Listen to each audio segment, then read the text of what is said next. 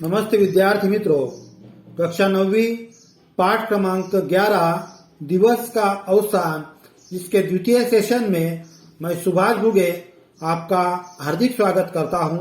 विद्यार्थी मित्रों, अब हम पेज नंबर 47 पर आए हुए हैं।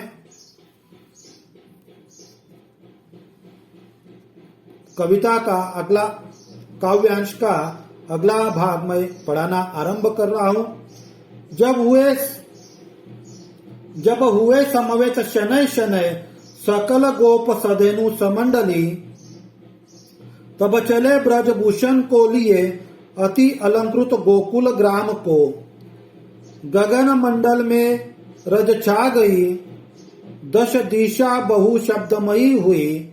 विशद गोकुल के प्रति गेह में बह चला वर स्त्रोत विवेक का।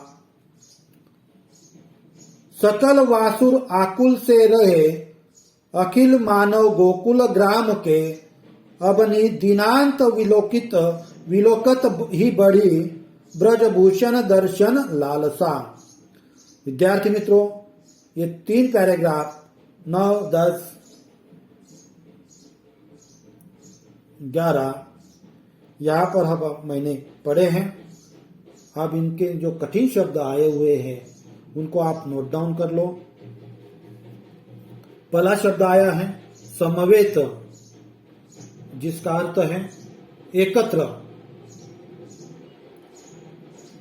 अगला शब्द आया है सधेनु, सधेनु जिसका अर्थ है गाय के साथ।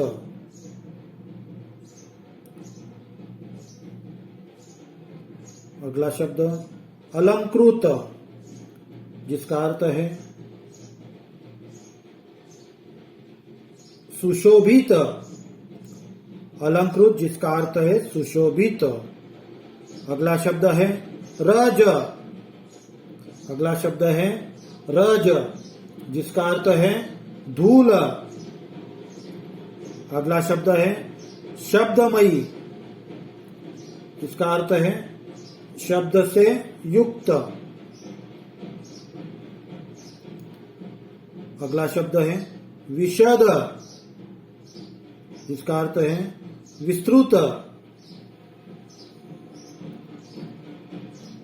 और ये आखिरी शब्द आया हुआ है इसका विलोकत, जिसका अर्थ है देखना।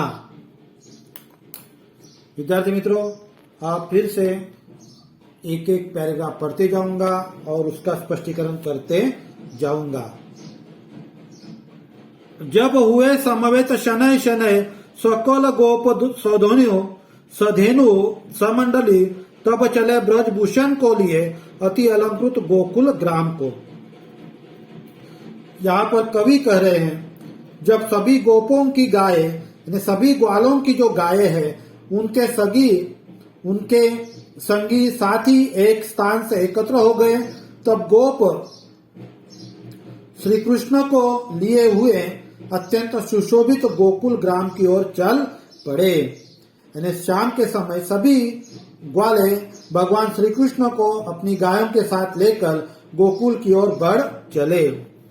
गगन मंडल में रज छा गई, दश दिशा बहु शब्दमयी हुई। विशद गोकुल के प्रति गेह में बह चला वर स्त्रोत विनोद का।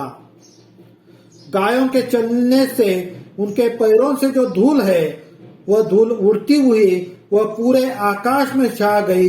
तब ऐसा मानो लगता है कि चारों दसों दिशाओं में गुलाल उड़ाया गया है और विस्तृत गोकुल ग्राम के घर घर में आनंद की लहर दौड़ पड़ी। सकल वासर आकुल से रहे, अखिल मानव गोकुल ग्राम के। अब दिनांत विलोकित हुई बड़ी, ब्रज विभूषण दर्शन लालसा। दिन भर भगवान श्री कृष्ण की अनुपस्थिति के कारण गोकुल ग्राम के सारे लोग व्याकुल थे। दिन भर उनका भगवान उनके सामने नहीं थे, वो गायों के चराने के लिए गए थे।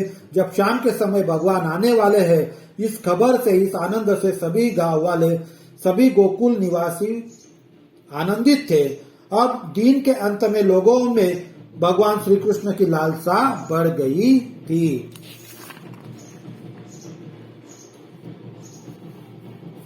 अगले पैराग्राफ, सुन पड़ा स्वर जो कल वेणु का, सकल ग्राम समुस्तुक हो उठा, हृदय यंत्र निनादित हो गया, तुरंत ही अनियंत्रित भाव से।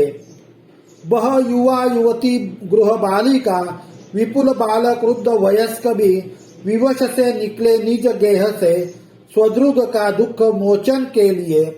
इधर गोकुल से जनता कड़ी, उमगती पगती अति मोद में, उधर आ पहुंची बलबीर की विपुल धेनु विमंडित मंडली। इस पैराग्राफ में जो कठिन शब्द आए हुए हैं उनके अर्थ ले लेते हैं। वेणु जिसका अर्थ है बांसुरी, सकल जिसका अर्थ है संपूर्ण। अगला शब्द समुत्सुक जिसका अर्थ है जिज्ञासा। अगला शब्द है निनादित जिसका अर्थ है त्वरित,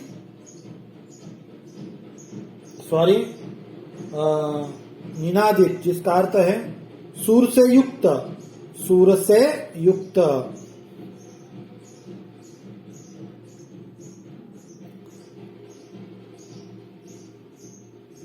अगला शब्द है विपुल अधिक,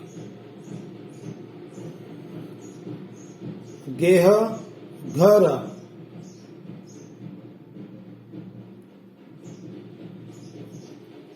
अगला शब्द है स्वद्रुग अपनी आंखों के सामने। और आखिरी शब्द आया हुआ है विमोचन, विमोचन जिसका अर्थ है मुक्त करने हेतु।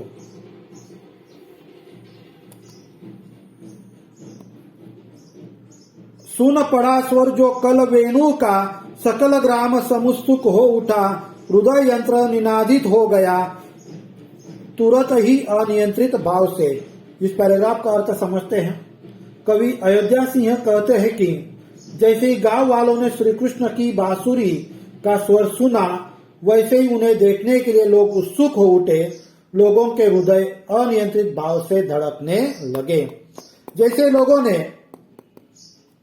भगवान श्री कृष्ण के बांसुरी का स्वर सुना, लोगों की खुशी का ठिकाना न रहा। बहु युवा युवती गृह बालिका, विपुल बालक वृद्ध वयस्क भी विवश से निकले निज गेह से, स्वद्रुग का दुख मोचने के लिए। गांव के सभी युवक युवतियां, बालिकाएं, लड़के, बूढ़े, वयस्क सभी अपने अपने घरों से निकल पड़े, मजबूर होकर, विवश होकर, क्योंकि ये भगवान श्री कृष्ण को देखकर अपनी आंखों का दुख, देखो यहाँ पर शब्द आया हुआ है, स्वद्रुग का दुख मोचन के लिए, अपनी आंखों का दुख दूर करने के लिए निकल पड़े। आखिरी पैराग्राफ, इधर गोकुल से जनता कड़ी, उमगती पगती अति मोद में, उधर आ पहुंची बलबीर की विपुल धेनु विमंडित मंडली। एक तरफ श्री कृष्ण को देखने के लिए गोकुल की जनता निकली, तो दूसरी तरफ बलबीर अपनी मंडली तथा गायों के साथ गोकुल में भी पहुंच गए।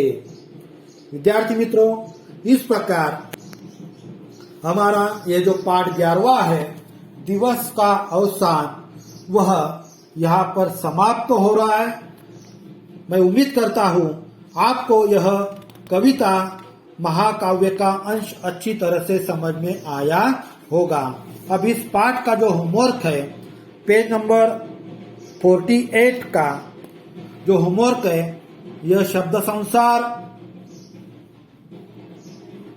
और पाठ पढ़ाते समय जो मैंने कठिन शब्दों के अर्थ दिए हैं, पहले उन्हें लिखना है, फिर उसके ठीक नीचे ये शब्द संसार को लिखना है।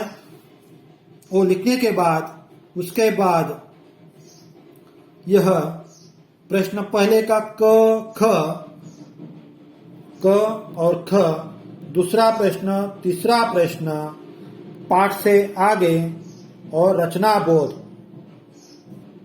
ये प्रश्नों के उत्तर आपको लिखने हैं। मैं उम्मीद करता हूं आपको यह पाठ अच्छी तरह से समझ में आया होगा। धन्यवाद। Bye bye.